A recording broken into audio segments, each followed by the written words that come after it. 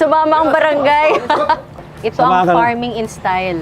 2000 pa daw kayo dito, year 2004. 2002. So, anak ng Porac pala talaga kayo. Dito ako sinilang talaga. Mula, pagkasilang, ganun ngayon, di naman ako umalis dito. Paano, ano yung childhood nyo? Wala, yung mga barkada dyan, pare-pareho kami kasi mahirap. Walang nakatapos sa amin sa pag-aaral. Ang mga barkada nyo? Oo, kasi lagi kami nasa bukid, nagkikipagtanim, nangangahoy sa bundok, tapos nagtitinda ng tinapay pag umaga, titinda ng yelo. Malaki na nung araw yung 50 centimos sa isang araw eh. Parang wala nang maniniwalang pinagdaanan nyo yun.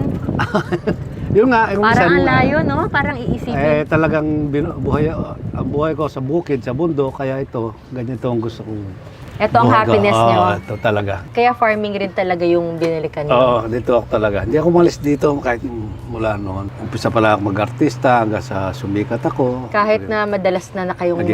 Naging vice governor ako, naging governor ako. Ito hanggang senador ako, dito pa rin ako. Bakit po? Wala, hinahanap ng katawan ko rito. Ayoko sa maraming tao, alam mo na.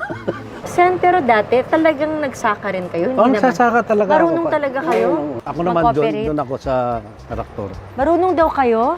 Tinuruan niya ako niyan. Totoo? Ay, sige, kung gusto mo. Libang kami, yan.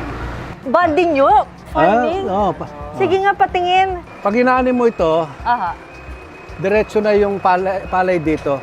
Tapos ilalaglag na lang na gano'n. Wala na yung sinusubong gano'n. Oo. Automatic na kasi ito. Ito ang family bonding ng mag-ama. At nandito kami ngayon sa backyard nila. Ang kanilang backyard ay puro palay. At ang Papa Senator ay nandun sa likod. Diba ibang trip to? Wow! Wow! What's your ride? My ride is a Traktora today. Nalulumbay, sumayaw sa indak ng buhay. Magtanim ay di biro, maghapon nakayuko.